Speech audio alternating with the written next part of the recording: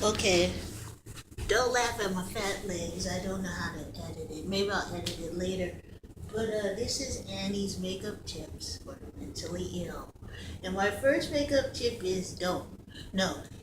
Uh, well, yeah, don't. Don't wear makeup if you don't want to. Um, I why I call it Annie's tips for the mentally ill because I suffer from let's see, paranoid schizophrenia or I was first diagnosed with paranoid personality disorder in 2000, around 2000.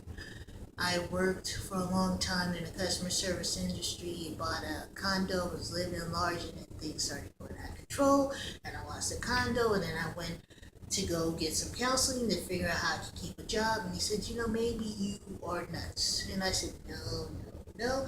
And then the psychiatrist, walked me through the process, and here I am, uh, 10, 12 years later. No, yeah, about, no, it's 14, so yeah, 14 years later, I'm here, and, doing what I do. I'm trying to get started as a part-time manicurist, but mainly this blog is just to go through the issues that we deal with as mentally ill people living in the real world, whether you're not at work or you are on disability or or maybe you just living with parents. There's a lot of different ways we live with this disease or diseases. So right now my main issue is housing, not getting housing or keeping housing, but living in housing when you are in a hostile situation. My saying is, crazy people attract crazy people, and I've lived in a couple of different apartments and had problems. One thing, you're a single woman, which attracts attention from people that you don't necessarily want to attract attention from. One thing is like a blood in the water thing among certain predators. Maybe they notice that you don't leave your house at a certain time and come back at a certain time. Maybe they notice you take bus, you don't have a lot of money, I don't know. But sometimes, even with men, I've known this with men who suffer from this.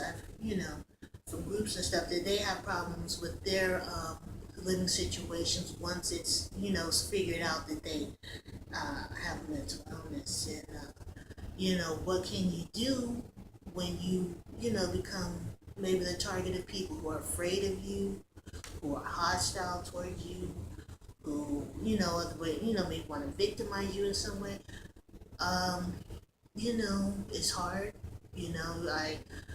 Uh, I personally, I trust no one, and I don't feel bad about trusting no one.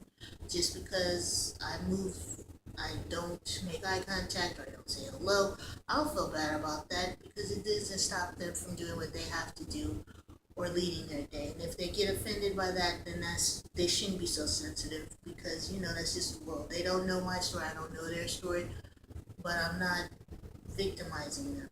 So that's one thing. Give yourself permission to check out of a situation if you need to. That's what I would say. Um, you know, it happens.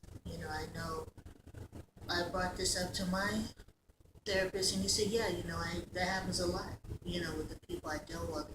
So no, it might be you, it might not be you. If you can't handle it, call someone, even if they don't take you seriously. You know, and it might be going on. It's not always in your head. It might actually be happening. So that's my little snippet for today. Um, I'll talk about something else next week, whenever I choose to post another video. But I don't have nothing else to say. So bye.